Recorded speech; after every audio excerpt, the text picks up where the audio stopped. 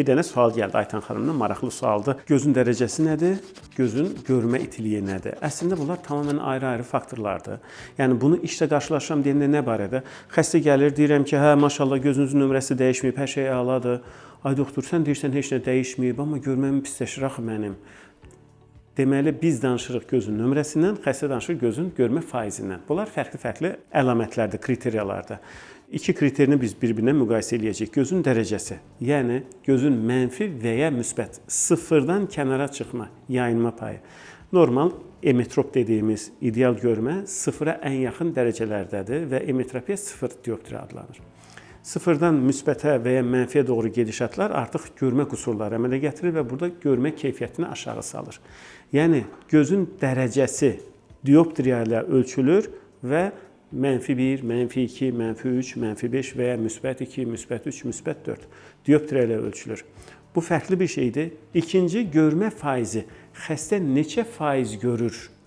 60% mi görür, 70% mi görür, 100% mi görür? Bu görmə faizi. Əslində bunlar bir-birindən çox da əlaqəli deyil.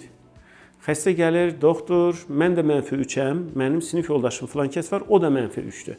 Doktor, mən -3-əm, siz mənə demişdiniz ki, mən 60% görürəm, amma onun 80% görür. Nətər olur? Kimimiz də -3-ük, birimiz 60 görürük, birimiz 80 görürük.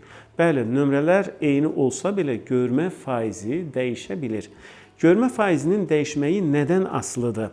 Ən birinci yerdə durur xəstənin psixoloji durumu, beyin rahatçılığı, emosional halı və iş gərginliyi, yuxu rejimi, tamamilə ortam, mühit, işıqlanma dərəcəsi bu şeylərlə çox əlaqəlidir.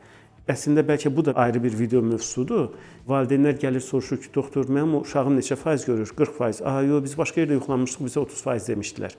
Yəni, bu biraz xəstələrdə çaşbaşlıq yaradır. Əslində, buna da bir mövzu olaraq danışsaq, yaxşı olaraq aydınlıq gətirə bilərik.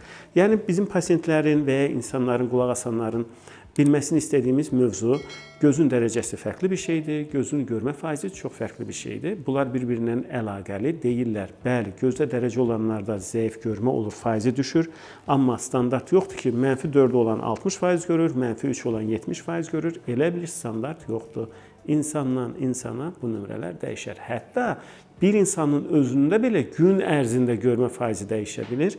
Yorğunluqdan asılı olaraq, akkomodasiya əzələlərinin gücündən asılı olaraq. Nə faizi, yəni çox böyük əhəmiyyəti yoxdur da? Əslində dərəcənin çox böyük, pasientlər üçün faizin önəmi var. Yəni, pasientin dərəcə -3, -5 o qədər də maraqlı deyil. Mən neçə faiz görürəm? Mən ətraf mühitdə lazım olan şeyləri nə qədər görürəm? Yəni, faiz xəstələr üçün lazımdır. Dioptriya bizdən ötürü ölçü biçi, eynək yazmaq üçün, kontakt linz yazmaq üçün, əməliyyat planı qurmaqdan ötürü dioptriyalar bizə lazımdır. Faiz lazım deyil deyə bilmirəm, çünki faizin əsasında da əvvəlki videomuzda qeyd etmişdik. Görmə faizinin əsasında biz əməliyyat planı qururuq. Amma bizim üçün daha önəmli olan şey gözün dərəcəsidir.